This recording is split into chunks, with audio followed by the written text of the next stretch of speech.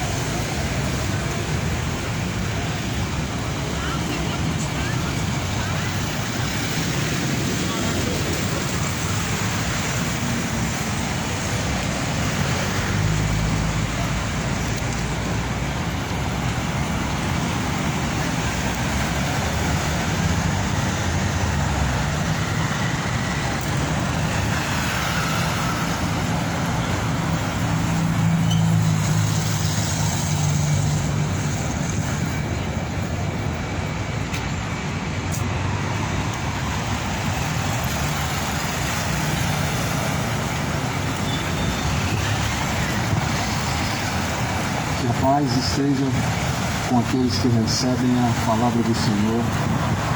Em nome de Jesus, será pregado o Evangelho, conforme está escrito: bem-aventurados são os que ouvem, os que guardam as palavras da profecia deste livro, porque o tempo está próximo. O tempo está próximo, cidade de Goiânia, moradores da terra, o tempo está se esgotando. A Bíblia fala que os tempos estão a se abreviar. Por amor dos escolhidos, os últimos tempos se abreviarão. Corre para salvar tua alma. Busca o Senhor enquanto se pode achar. Volte a Deus enquanto Ele está perto. Abandone os ímpios seus caminhos maus. Se torne a Deus. Eu trago aqui a Bíblia Sagrada, qual é, e manifesta a palavra de Deus. Está escrito em livro de Tito, capítulo de número 2, versículo 11, porque a graça de Deus se há manifestado, trazendo salvação a todos os homens, ensinando-nos que, renunciando à impiedade, renunciando à impiedade e às concupiscências mundanas, vivamos neste presente século sobriamente, e justamente e piamente.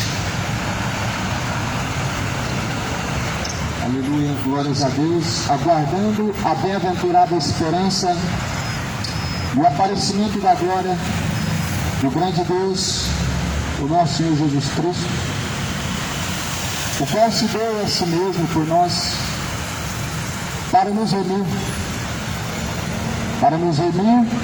de toda a iniquidade, purificar a si mesmo um povo seu especial zeloso de boas obras. E fala disso, e exorta sobre isto, e repreende com toda a autoridade: ninguém te despreze. A graça de Deus foi manifestada, trazendo sobre todos nós, por meio de Jesus Cristo, a salvação.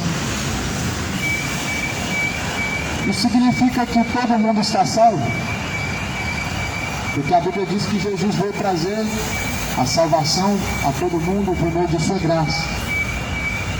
Significa que Jesus pagou no preço. Agora nós podemos viver no pecado e seremos salvos? Jamais. A Bíblia, ela diz que se nós que conhecemos a Jesus, nós não podemos viver no pecado, conforme está escrito no livro de Romanos. Porventura usaremos da graça para viver pecando? Pois jamais. Nós que estamos mortos para o pecado, como ainda viveremos nele? Assim está escrito em Romanos. Como ainda viveremos nos pecados? Sendo que nós tivemos um conhecimento e conhecemos a Cristo. A Bíblia fala que aquele que está em Jesus Cristo é nova criatura.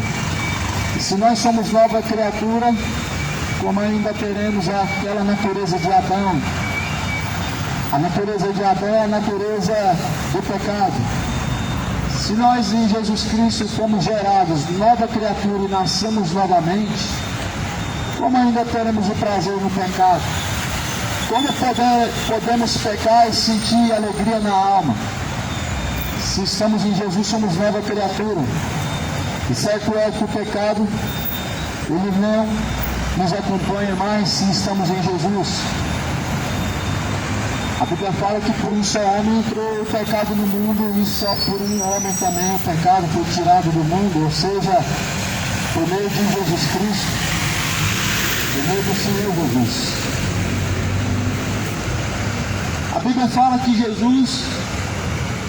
Jesus ele foi morto numa cruz, e a Bíblia fala que veio trazendo salvação a todos os homens, ensinando-nos que, renunciando à impiedade e às concupiscências mundanas, vivamos neste presente século sobriamente, justamente, piamente. Ou seja, Jesus ele nos ensina que renunciamos os desejos mundanos ou os caminhos mundanos ou os sentimentos mundanos, sentimentos pecaminosos. A Bíblia fala que Jesus nos ensinou a renúncia. Jesus nos ensinou a renunciar. E a renúncia ela faz parte da mensagem da cruz. Renunciar os pecados faz parte da verdadeira mensagem de Jesus, a mensagem da cruz. A Bíblia fala que se nós quisermos seguir após Jesus Cristo, nós precisamos renunciar a nós mesmos, tomar a nossa própria cruz, para que possamos seguir a Jesus Cristo. É o que está escrito. Nada podemos contra a verdade, senão pela própria verdade. É uma grande loucura se declarar contra a verdade. A verdade é a palavra de Deus. E nós nos deparamos com uma geração louca que na verdade se opõe contra a verdade de Deus. Mas está escrito: nada podemos contra a verdade, senão pela própria verdade. A palavra de Deus é a verdade. Ele está sendo anunciado nesse lugar, nesta manhã, para a glória de Deus. Conforme Jesus ele diz, esse evangelho deve ser pregado em todos os confins da terra. Jesus, quando ele disse isso aos discípulos, ele falou para eles: subam nos telhados. Vocês ouviram agora no gabinete, vocês ouviram agora em quatro paredes, mas tudo que vocês ouviram agora até de cima dos telhados será anunciado, disse Jesus. Porque Jesus ele disse: as palavras de Deus elas precisam ser pregadas a toda criatura. Conforme fala o livro dos profetas: quer ouçam, quer deixem de ouvir, vai anunciar a este povo, porque são casa rebelde.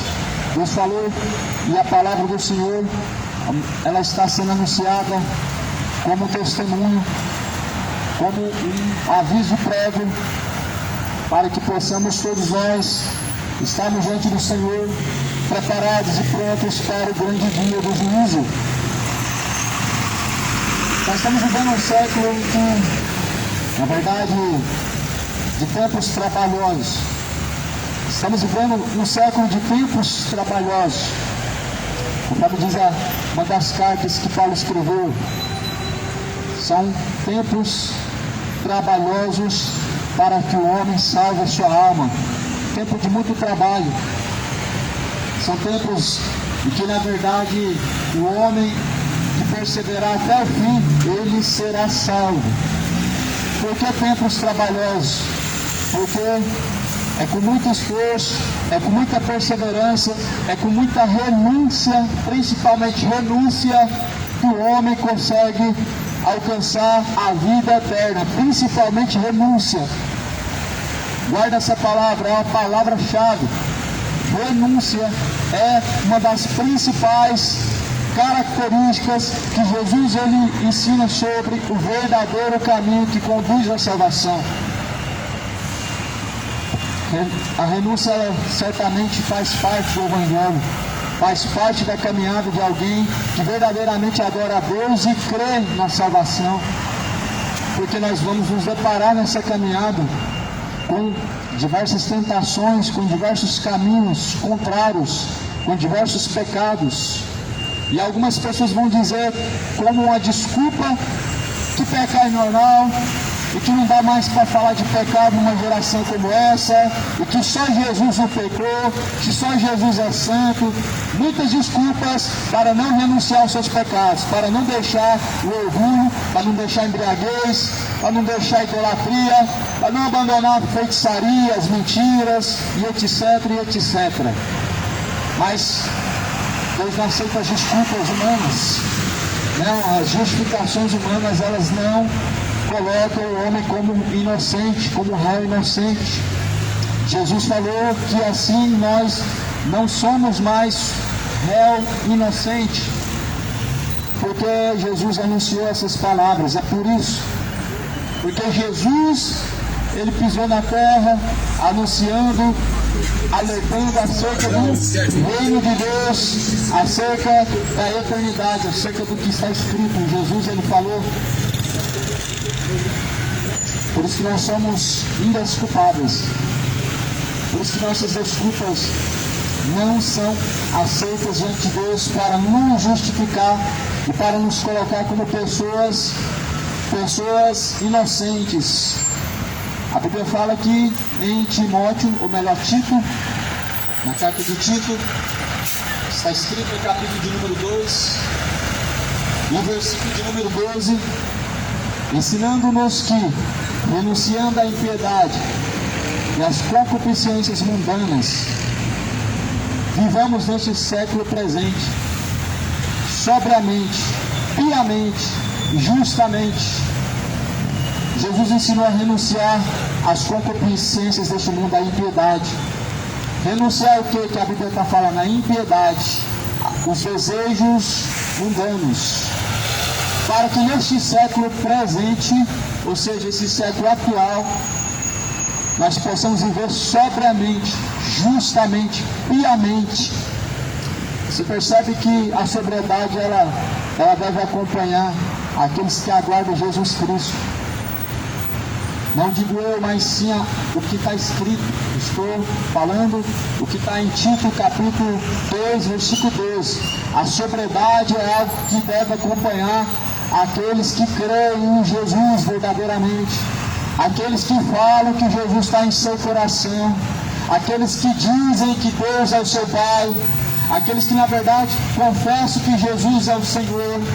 A Bíblia fala que nós devemos andar piamente, sobriamente, justamente, aguardando a bem-aventurança, que é a esperança e o aparecimento da glória do Senhor Jesus. Ou seja, Jesus vai vir nas nuvens no céu. Jesus vai surgir nas nuvens do céu. Para aqueles que aguardam piamente, justamente e sobriamente. Para aqueles que não andam segundo a carne. Para aqueles que não andam de forma profana, corrupta. Mas Jesus virá com poder e grande glória para os que andam justamente, piamente, sobriamente em seus retos caminhos. É uma palavra difícil para essa geração aceitar que diante de Deus precisa andar sobriamente. É uma palavra para essa geração fora do padrão dizer que devemos andar diante do Senhor sobriamente, justamente e piamente. Para uma geração que diz que pecado é normal e só Jesus não pecou, não invalida a palavra de Deus, não arruma desculpas para não viver segundo a vontade de Deus, não arruma justificativas para que não venham andar em retidão diante de Deus, mas se arrependam e tornem-se ao Senhor, porque Deus é benigno, Deus é longânimo, e não querendo que alguns se percam, mas em que todos conheçam a verdade e sejam salvos. A bem-aventurança, o aparecimento da glória do Senhor Deus e nosso Senhor Jesus Cristo, o qual deu a si mesmo por nós, para nos remir de toda iniquidade e purificar, para assim um povo ser especial, zeloso de boas obras. Então Jesus, ele separou. Jesus tem os escolhidos. Jesus tem aqueles em que ele separou nessa terra. Um povo zeloso, a Bíblia fala. É um povo que zela com a verdade de Deus. Esse zelo que a Bíblia fala não é um zelo religioso. Esse povo zeloso de boas obras que a Bíblia fala não é um povo zeloso com tradição. É o povo que zela com o que está escrito. É o povo que não se importa em praticar o que está escrito. É um povo que na verdade zela com aquilo que Jesus nos entregou, que é a verdade, a palavra de Deus. Glória a Deus. O povo zeloso de boas obras, também conhecido como igreja. Este povo zeloso de boas obras também é conhecido como a igreja do Senhor Jesus. Esse povo zeloso que a Bíblia fala de boas obras, não é o povo de caridade que está aí distribuindo alimentos para diminuir a sua pena na eternidade, ou para ter uma vida plena na sua suposta reencarnação, a qual nunca existiu, porque essa doutrina de reencarnação é uma mentira. Mas esse povo de boas obras que a Bíblia está falando é um povo que realmente vive as palavras de Jesus Cristo. Esse povo de boas obras e zeloso que a Bíblia está falando é um povo que zela com a verdade de Deus e não com tradições. Jesus não está falando de um povo zeloso de boas obras que zela com a tradição do Allan Kardec, não é com a tradição apostólica romana, não é com a tradição dada pelos reformadores protestantes, não, mas um povo zeloso que zela do que? Da verdade de Deus, da sagrada palavra do Senhor, da doutrina verdadeira, ou seja, o ensinamento de Cristo. O povo zeloso de boas obras também é a igreja de Jesus, e a igreja de Jesus também são povos, um povo escolhido, um povo eleito, para que vai e anuncie as virtudes daquele que o chamou. Aleluia, a Bíblia fala que o Senhor nos chamou para anunciar as suas virtudes. A Bíblia fala que nós somos eleitos para que venhamos dar frutos para Deus. A Bíblia fala que nós somos eleitos por Deus para que possamos anunciar todas as suas virtudes. Porém, Jesus ele falou que as suas ovelhas, ou seja, este povo eleito, de forma nenhuma ouvirão mercenários, de forma nenhuma ouvirão a voz de um estranho. A Bíblia fala, não dando ouvidos às fábulas judaicas, nem aos mandamentos de homens que se desviam da verdade. Glória a Deus. Aleluias. O povo zeloso de boas obras, na verdade, são pessoas, e essas pessoas são a igreja de Jesus, que zelam com a verdade, que não dão ouvidos às fábulas, que examinam a Escritura, que praticam a palavra de Deus. O povo de Deus, que a Bíblia fala, não são uma religião, não fazem parte de uma denominação ou instituição, mas a Bíblia fala que é um povo que faz parte do corpo de Cristo. Fazer parte do corpo de Cristo não é estar num lugar onde se fala de Cristo, mas fazer parte do corpo de Cristo é estar na pessoa de Jesus Cristo, fazendo aquilo que a Bíblia diz. Fazer parte do corpo de Cristo é fazer justamente aquilo que a Bíblia diz. Segundo a Bíblia fala, o corpo de Cristo tem muitos membros. O corpo de Cristo tem muitos membros, mas porém somente Ele é o cabeça.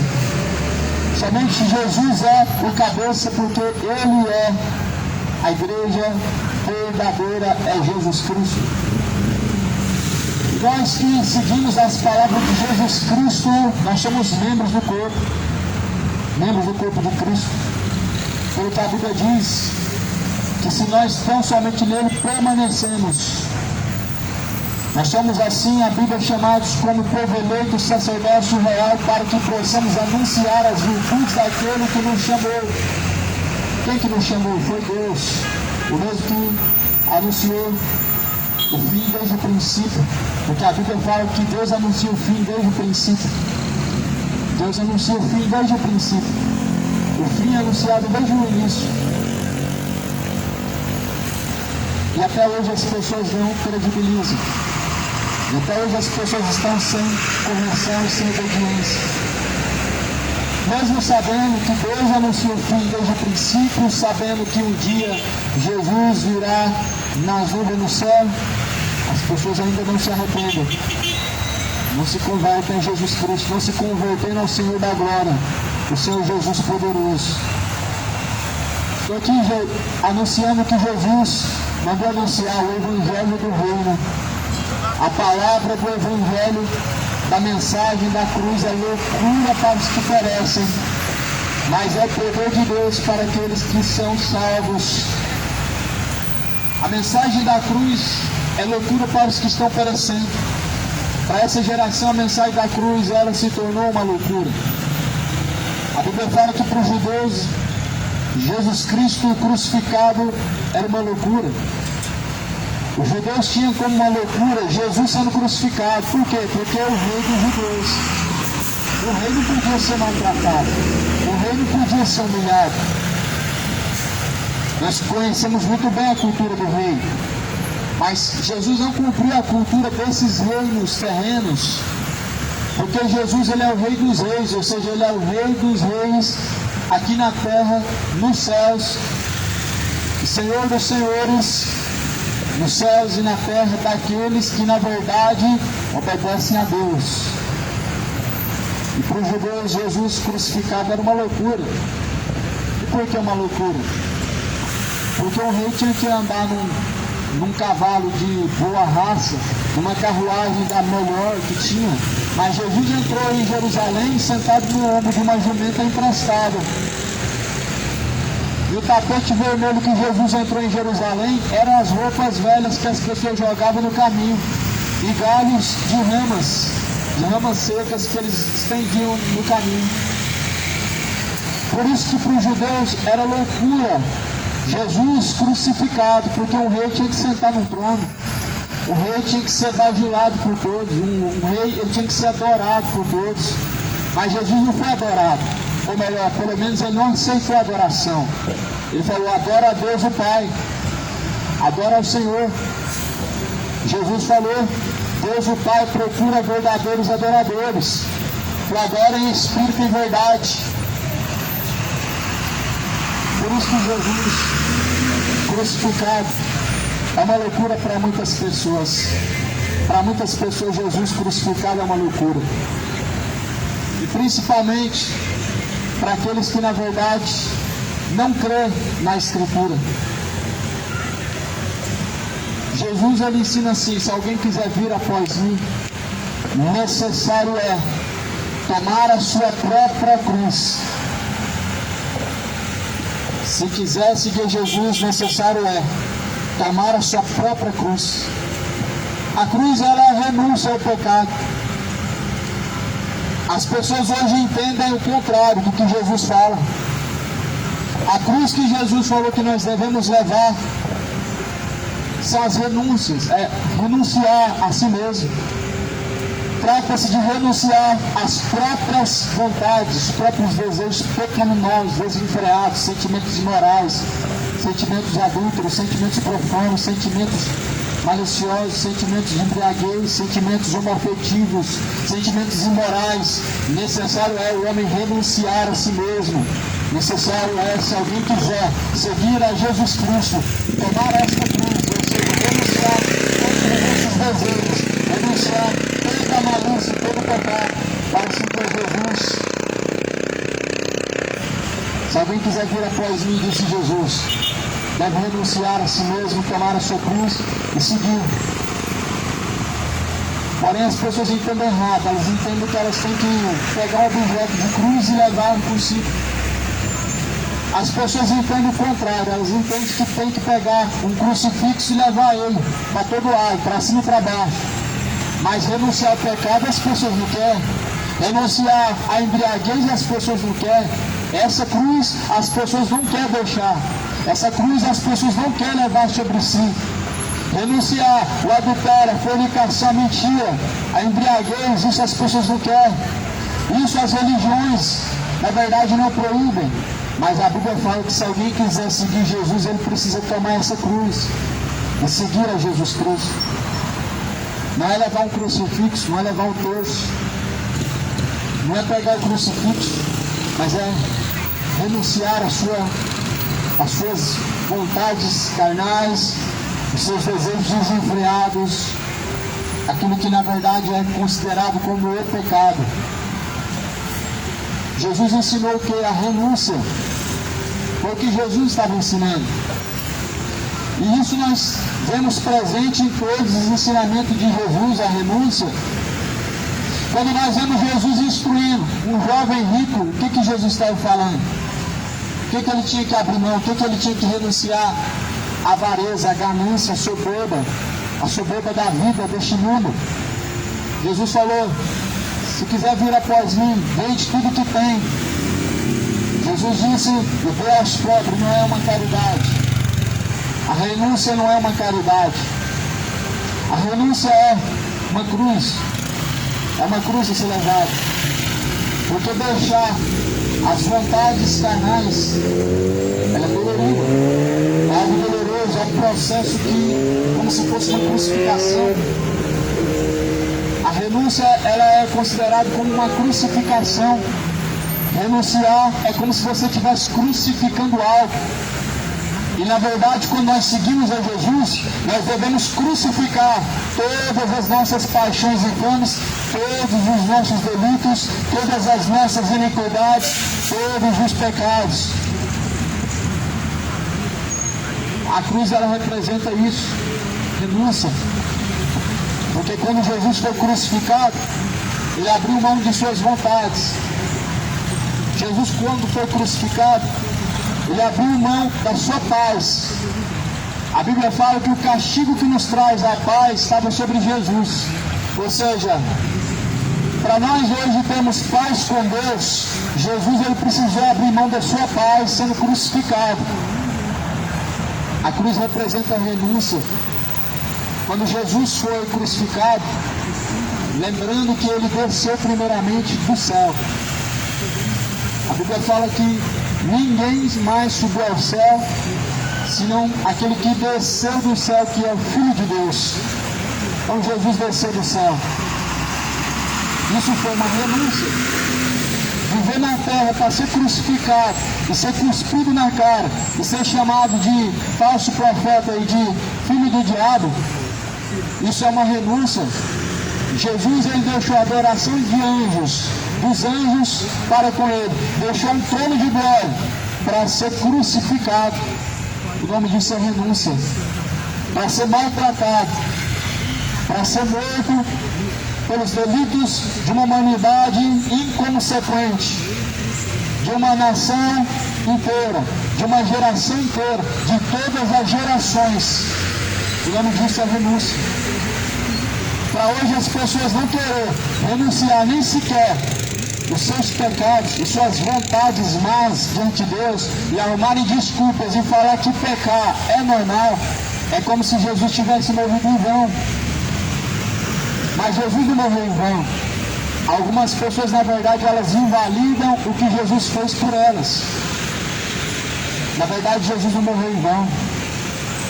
Apenas as pessoas estão invalidando aquilo que Jesus fez, quando na verdade não querem se sujeitar a Jesus Cristo. Só que Deus vai cobrar caro por isso. Deus vai pedir conta de toda a obra. Quer sejam boas ou quer sejam más, Deus há de pedir conta de toda a obra. Todas as ações. Está incluso os falsos profetas, está incluso aqueles que na verdade estão seguindo também os tais. Está incluso todos aqueles que na verdade conhecem a verdade de Deus e não seguem. A Bíblia fala que ninguém será desculpado. Ninguém é desculpado. O homem pode ser justificado pela graça, mas ser justificado e desculpável por suas palavras, por seus discursos, o homem não pode. A Bíblia fala que carne nenhuma é justificável. Jesus justifica o Espírito. Porque a carne para nada aproveita, segundo a Bíblia. As obras da carne, elas inclinam o homem à morte. E se nós queremos ter vida com abundância, precisamos nos despojar do velho homem, deixando todas as ações carnais.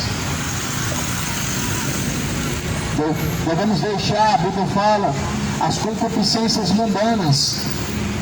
Está escrito no livro de Timóteo: não ameis o mundo, nem o que no mundo há.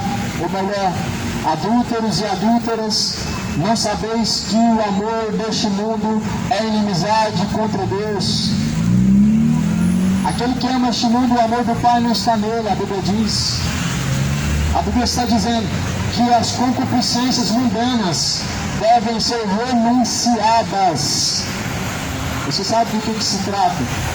As concupiscências mundanas, elas são ações terríveis. As concupiscências mundanas, elas são como se fosse uma adoração para Satanás. Concupiscências, desejos, vontades. pecaminosos são como se fosse uma adoração a Satanás. É como se fosse um joelho dobrado para Satanás. É como se alguém se colocasse como um agente de Satanás, como funcionário. Quando alguém não renunciar aos seus pecados, ele simplesmente está deixando Jesus e ele está simplesmente priorizando Satanás. Por isso que quando dizem que o muro é de Satanás, as pessoas na verdade elas não acreditam. De Jesus é o caminho estreito, o diabo é o largo, espaçoso caminho, o muro ele faz parte desse caminho. Ou seja, a neutralidade, onde as pessoas falam que nem serve a Deus e que nem serve a Satanás. Na verdade elas estão como se fossem em cima de um muro. Só que esses, a Bíblia fala que Deus vomitará da boca para fora.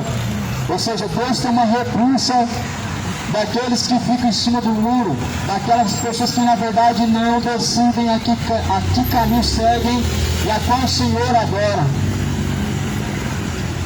Lá em Apocalipse capítulo 3 está escrito: visto que não és frio nem és quente, você é morno, vomitar-te-ei da minha boca para fora. Sabe para quem que Deus falou isso? Igreja de Laodiceia.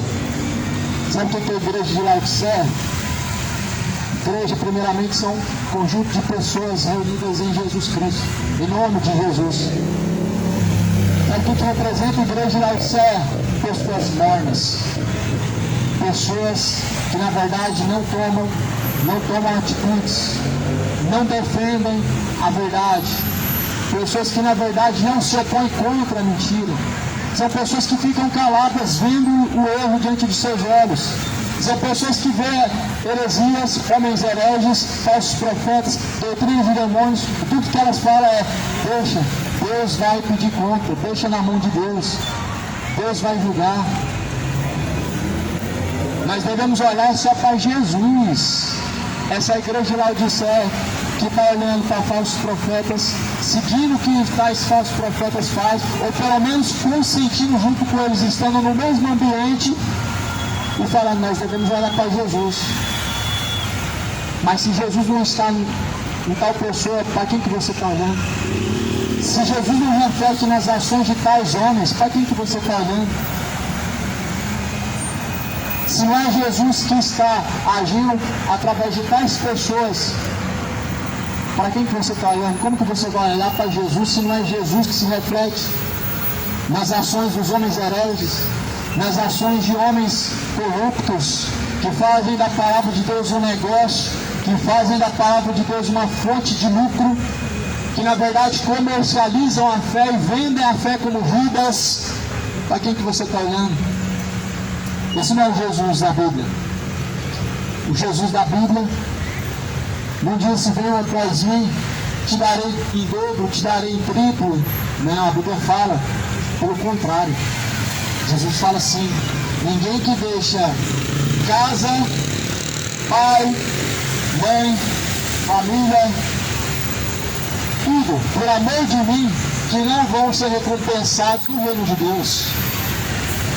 Ou seja, Jesus falou mais uma vez sobre renunciar às vontades mundanas, os desejos deste mundo corruptos. E o que Jesus prometeu foi o reino dos céus. Foi uma riqueza celestial. Jesus falou: ninguém que deixa essa vida por amor de Jesus Cristo, ou por amor de Deus, por amor do Evangelho, que não seja recompensado por Deus. Qualquer que deixar essa vida, amado, não é sobre um suicídio, não é isso que a Bíblia está falando. Jesus falou: qualquer que deixa esta vida, ou seja, que deixa tudo por amor de Jesus e por amor do Evangelho, ele diz que serão recompensados, mas não nessa vida, mas uma vida eterna. Para hoje nós ouvimos bajulações, heresias e fábulas. Olha, vem para cá, Deus vai te dar isso. Vem para cá, Deus vai te dar em dobro. Vem para cá, deixa a sua oferta de amor no altar e Deus vai te dar isso aqui. Tome cuidado com espíritos enganadores. com a falsa piedade, com o falso amor. Cuidado. Jesus falou, cuidado para que não sejam enganados. Mateus 24, versículo 4. Acautelai-vos, ou seja, tomem cuidado para que ninguém vos engane. O senhor já leu a Bíblia quantas vezes? Ou pelo menos não crê no que está escrito na Bíblia. Porque Mateus 24, versículo 4, Jesus falou, tomem cuidado para que ninguém vos engane. E é lamentável ver pessoas de cabeça branca rejeitando o que Jesus falou como se nada fosse verdadeiro. É lamentável ver que as pessoas, a sua idade não mostra maturidade. Maturidade não se trata de idade. Maturidade se trata de um compromisso. Se trata de uma, como que podemos dizer, de uma cumplicidade com Cristo. Maturidade, na verdade, é a prática que leva o homem à maturidade, mas as pessoas estão ficando de cabeça branca e elas estão até hoje se desobedecendo, rejeitando a verdade de Deus. A Bíblia fala que o Deus deste século cegou o entendimento dos incrédulos, para que não resplandeça a luz do Evangelho. Sabe qual é o nome disso? O nome disso é apostasia. Apostasia, o abandono da fé. O abandono da fé, ele é um dos sinais mais marcantes sobre a vinda de Jesus. 1 Timóteo 4 diz que nos últimos dias o Espírito expressamente diz que muitos vão abandonar a verdadeira fé e se apostatarão da fé, dando ouvidos a espíritos enganadores. Teologia da prosperidade, teoria da evolução de Charles Davidson, teorias e mais teorias, fábulas, genealogias, tradições pagãs, culturas pagãs. Mas a Bíblia fala que nós devemos rejeitar isso. Que em Tito está escrito no capítulo 1, rejeitem. Não dê ouvidos às fábulas judaicas, nem aos mandamentos de homens que desviam da verdade. Os judaizantes, há muitos judaizantes pela terra hoje. Muitos judaizantes. Você sabe o que é um princípio judaico? Seguir leis. A Bíblia deixa bem claro nos livros, nas cartas, melhor dizendo, de Paulo, que ninguém será justificado pelas obras da lei. E maldito todo aquele que não permanecer em todas as leis, em todos os mandamentos. Ou seja, se você quer ser dizimista, ou seja, pegar algo que vem da lei, você precisa levar em conta todas as outras leis da Bíblia. Se você quer guardar o sábado e não trabalhar no sábado, dizendo que está guardando a lei de Deus, você deve considerar os outros mandamentos, as outras leis também. Porque segundo a Bíblia, são centenas e dezenas de leis em que Deus instituiu para os levitas.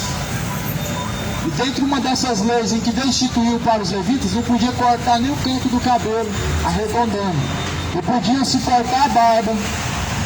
E aquele que adulterasse deveria ser pela lei apedrejado. Mas nós não estamos vivendo segundo lei, nós estamos vivendo segundo a graça. Nós não estamos seguindo fábulas e ensinamentos judaizantes. Nós estamos seguindo a Jesus Cristo, o Senhor, que não mandou apedrejar ninguém, que não mandou ninguém ser levado ao sacerdote para ser morto, mas foi morto diante dos sacerdotes, diante da religiosidade, diante dos políticos, para cumprir a lei de Deus. A lei, por isso, o fim da lei é Cristo. A Bíblia fala que ninguém será justificado pelas obras da lei. Ninguém pode ser justificado por ser dizimista fiel.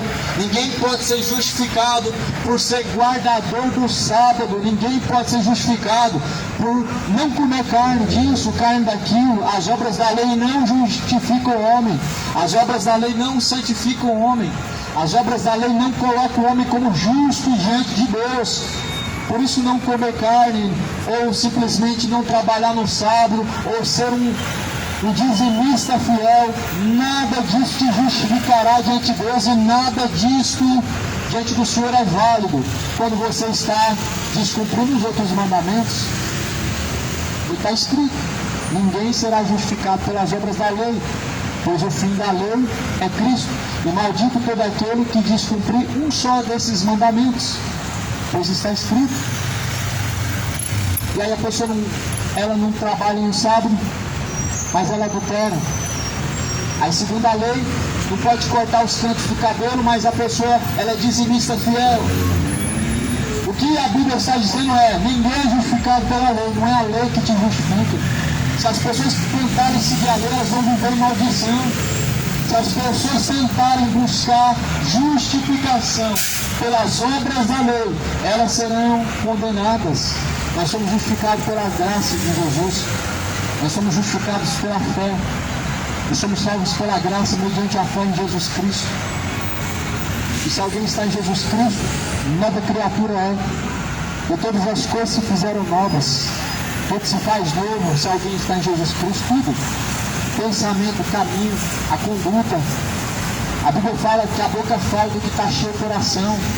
Ou seja, o homem se esvazia daquilo que é mal, se esvazia da malícia para se encher da palavra de Deus. O homem se esvazia daquilo que é profano para se encher de Deus. Se alguém está em Jesus Cristo, é nova criatura. Ele não está mais cheio de malícia, cheio de iniquidade, cheio de bebedeira, cheio de ódio, cheio de orgulho, cheio de avareza, cheio de si mesmo, não. O Evangelho fala que nós devemos renunciar a essas coisas. E renunciar significa esvaziar-se. Esvaziar-se de si mesmo. Renunciar é esvaziar-se de si mesmo e encher-se daquilo que Jesus falou, das palavras de Jesus. A boca fala do que está cheio o coração. E aonde tiver o seu coração estará o seu tesouro.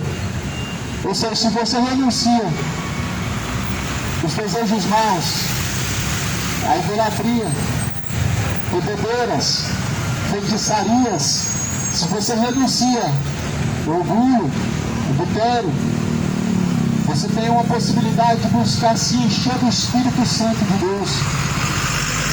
Uma pessoa cheia do Espírito Santo de Deus, ela não manifesta porque ela pula, ou porque ela está falando uma língua que ninguém conhece, ou porque ela está falando com tanto poder, mas sim porque ela renuncia aos seus pecados, porque renuncia ao adultério. Não existe uma pessoa cheia do Espírito Santo vivendo em adultério, pessoas adulterando. Não existe. A pessoa cheia do Espírito Santo de Deus é uma pessoa vazia de si mesmo, que esvazia de suas paixões carnais. Ou seja, que se abstém dos desejos e concupiscências carnais e pecaminosas diante do Senhor. Deus abençoa. Pois as pessoas que renunciaram a si mesmo, a Bíblia fala que elas receberão diante de Deus maior recompensa, 2, 3, 7 vezes mais do que sofreu nessa terra. Mas essa recompensa é para aqueles que vencerem. E essa recompensa é a vida eterna. Como Jesus falou, aquele que vencer herdará todas as coisas. E aquele que vencer, darei o direito que possa se sentar na mesa e que possa comer da árvore da vida, disse Jesus. Ao que vencer, ele comerá da árvore da vida. O que vencer, ele habitará as mansões celestiais. O que vencer, ele estará triunfando com Deus, descansando e sendo simplesmente reconciliado, ou sendo diante do Senhor acariciado, como a Bíblia fala. Jesus, ele diz: se alguém quiser vir após mim, negue a si mesmo, tome a sua própria cruz e siga-me. Tito capítulo 2, ensinando que assim todos devem renunciar à impiedade e os desejos mundanos, para que possam viver nesse século presente, sobriamente, justamente, piamente. Nesse século presente nós devemos viver piamente diante de Deus. Devemos viver sobriamente diante de Jesus Cristo. Nesse século presente nós devemos nos encontrar diante do Senhor, sóbrios, Como fala em Tessalonicenses capítulo 2, sejam sóbrios, vigilantes, até o dia do Senhor. Até o dia do Senhor sejam sóbrios e vigilantes. A cultura deste mundo acompanha regada de bebidas, embriaguez, drogas, coisas que na verdade destroem sua alma. O que é oposto ao que Jesus falou. Devemos andar piamente, sobriamente, justamente. Sobriamente. Isso faz parte de alguém que realmente teme a Deus. A sobriedade, ela acompanha aqueles que temem ao Senhor. Por que esse mundo hoje adotou uma cultura má diante de Deus, uma cultura de embriaguez, uma cultura que na verdade é o oposto ao que Jesus falou? Por quê? A Bíblia fala que Ló, ou melhor, Noé, foi encontrado pelos seus filhos embriagado, caído no chão. O que aconteceu? Consequências que nós sabemos que destruiu a sua própria família. Para você ver e entender o quão mal é e o que há por trás disso, da embriaguez. Segundo a Bíblia fala, nós devemos andar sobriamente diante de Deus. Segundo fala em Apocalipse, ou melhor, 1 Coríntios, capítulo 6, versículo 10, os bêbados não herdarão o reino de Deus. Segundo Jesus fala nos evangelhos, não é bom que o homem seja dado ao vinho ou à bebida forte. Por que as pessoas elas dizem que não tem nada a ver? Por quê? Porque o diabo, na verdade, cauterizou a mente das pessoas para que creiam na mentira. A Bíblia fala assim: como não receberam o amor da verdade para serem livres, assim Deus os entregou aos tais sentimentos para desonrarem seus corpos em si mesmos. Ou seja, as pessoas defendem um erro com base no quê? Em nada. Elas não creem na Bíblia, por quê? Porque na verdade a sua mente está cauterizada. Elas têm desculpa para tudo, por quê? Porque na verdade não abraçaram o amor da verdade. O que é o amor da verdade? É a palavra de Deus. A palavra de Deus, a palavra da verdade, ela é conhecida como uma forma de amor. Não que essa geração diz como amor, porque essa geração diz como amor um sentimento imoral, um sentimento entre duas pessoas do mesmo sexo. Essa geração diz como amor você falar somente de coisas boas e que não confronta a sua forma carnal de viver. Mas nisso não está o amor. Nisso é conhecido uma paixão infame, não o amor de Deus. Porque o amor de Deus é manifesto na verdade. O amor de Deus é manifesto naquilo que diz a Bíblia, a verdade de Deus. Jesus ensinando, a Bíblia fala, ele dizia: se alguém quiser vir após mim, negue a si mesmo, tome a sua cruz e siga-me. Siga-me. Jesus, quando ele disse àquele jovem rico que endureceu seu coração porque Jesus falou para abrir mão de sua riqueza, ele estava dizendo sobre renunciar a algo. Mas o algo que Jesus estava falando para renunciar não era simplesmente os bens, mas sim o sentimento. Que sentimento? A avareza. O sentimento da ganância. Ele prevalece no coração de muitas pessoas. E se alguém quiser seguir Jesus, é preciso renunciar a tudo. Não é algumas coisas, não é um pouco, mas é tudo. Jesus, quando pregou, ele sempre estava anunciando a renúncia. Quando Jesus chegou em Samaria, ele teve um encontro com a mulher samaritana. E ela estava sentada na beira do poço. Jesus experimentou aquela mulher, dizendo para ela o seguinte: eu tenho sede. Foi um experimento que Jesus fez. Não que Jesus ele estava querendo beber uma água. Quando ele pediu da água do poço, não era que Jesus estava querendo uma água, mas é que Jesus já conhecia o coração, ele já conhecia os caminhos, e ele simplesmente queria ensinar algo em cima daquilo. E Jesus ensinou mais uma vez a renunciar. E ele falou: mulher, traz o seu marido para que venhamos tirar água desse poço. Ela disse, não tenho marido. E ele falou, disseste bem, porque tu tiveste 5 maridos e esse que tem agora não te pertence a ti. O que Jesus falou? Tiveste 5 maridos, esse que você tem agora não pertence a ti. Em outras palavras, Jesus se encontrou com uma mulher adulta. Qual que foi o propósito disso? O ensinamento, ensinando mais uma vez sobre a renúncia, sobre a necessidade de esvaziar-se daquilo que é mal diante de Deus.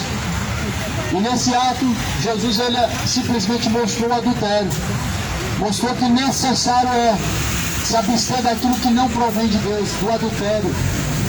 E Jesus pregou para a mulher samaritana, você tem 5 maridos, ou seja, a lei diz assim, o homem que se casar, que não se separe, e aquele que se separar, que viva só. E se porventura se casar novamente, a Bíblia fala adultério. E Jesus confronta essa mulher com essa palavra dizendo que teve 5 maridos, ou seja, foi adúltero. O que Jesus queria dizer é que necessário é renunciar. Era necessário renunciar ao adultério. Se quiser herdar o reino de Deus, o homem precisa renunciar, não é alguma coisa, é tudo. É tudo. Todo sentimento mal, tudo. Ah, mas eu não sabia. Tem 30 anos que estou em adultério. Então, sim, a Bíblia fala que é necessário renunciar o pecado. Nós não podemos ter um pecado de estimação porque ele tem 30 anos, porque ele tem 50 anos, porque nós passamos a amar. Não, nós devemos renunciar ao pecado, não devemos ter amor naquilo que a Bíblia chama de pecaminoso. O adultério, infelizmente, é algo muito delicado a se falar nessa geração, porque as pessoas, na verdade, quando elas colocam o seu relacionamento de 50 anos, que ela diz que viveu, dizendo que é um relacionamento de um segundo, fruto de um terceiro casamento, e diz que tem que renunciar, elas mostram que não ama a Deus. Porque Jesus falou que se alguém quiser seguir após mim, tem que renunciar a tudo.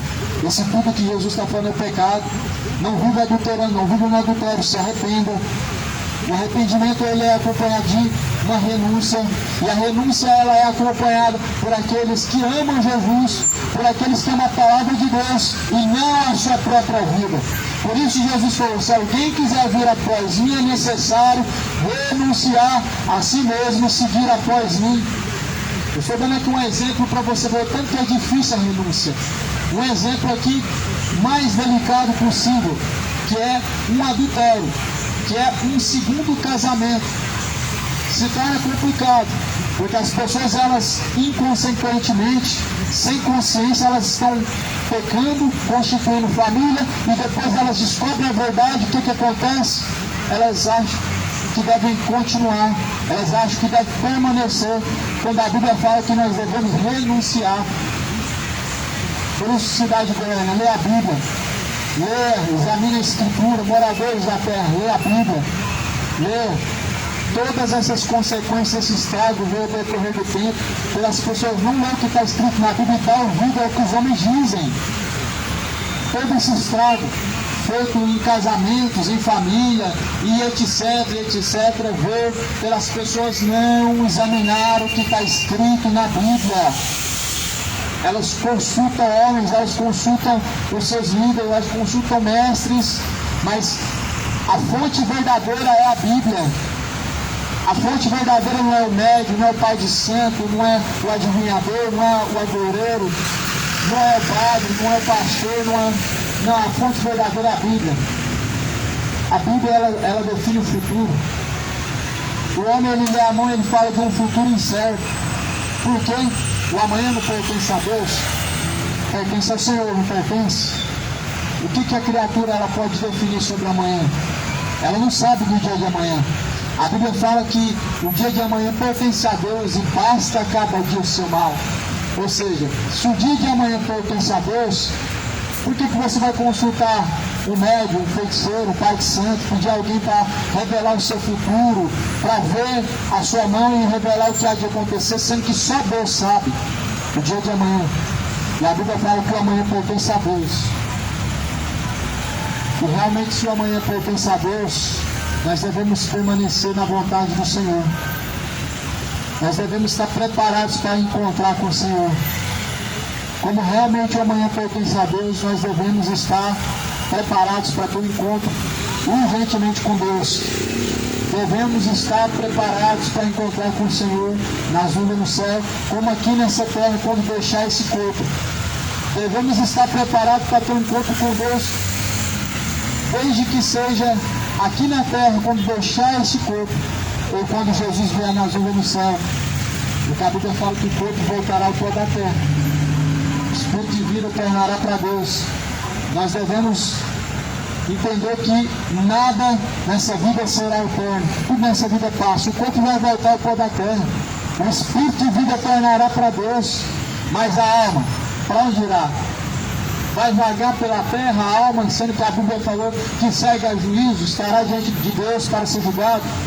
A alma vai ficar presa em bens materiais, sendo que a Bíblia fala que após a morte estará ou no céu ou no inferno. A alma, porventura, vai descer ao purgatório para alguém fazer a missa de sétimo dia, sendo que a Bíblia fala que após a morte estará ou no céu ou no inferno. É melhor crer na Bíblia do que na tradição.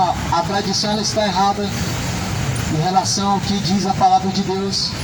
As doutrinas religiosas elas estão contradizendo a si mesmo, contrariando o que diz a Bíblia. A Bíblia fala em Hebreus 9:27. O homem está ordenado morrer uma única vez, vindo, pois após a morte o juízo. Após a morte vem o juízo. Ou seja, é como se fechasse os olhos aqui agora, estivesse diante do grande trono branco para ser julgado.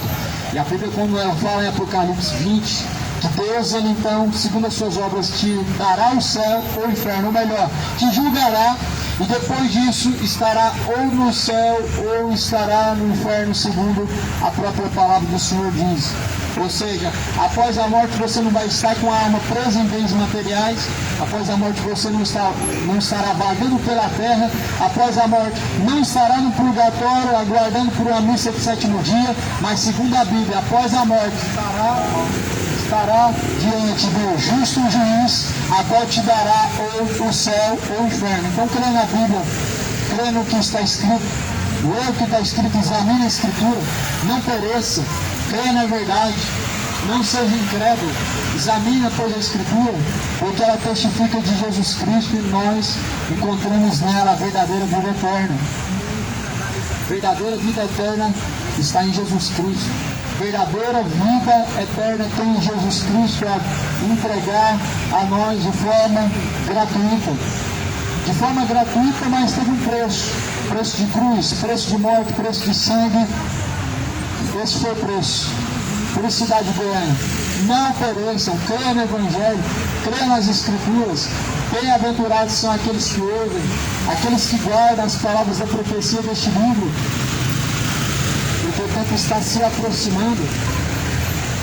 O tempo está se aproximando. Que tempo? O tempo de se encontrar com Deus. O tempo de deixar este tabernáculo terrestre, que é o corpo, para ter um encontro na eternidade com alguém. Ou com Deus ou com o diabo. Com alguém na eternidade nos encontraremos. Ou com uma eternidade em realidade tenebrosa, ou com uma realidade eterna de descanso junto de Deus. Alguém está preparando para alguma coisa? Para a festa de ano? Para o Natal? Porque para férias? Para passar com a família? Alguém está se preparando para alguma coisa.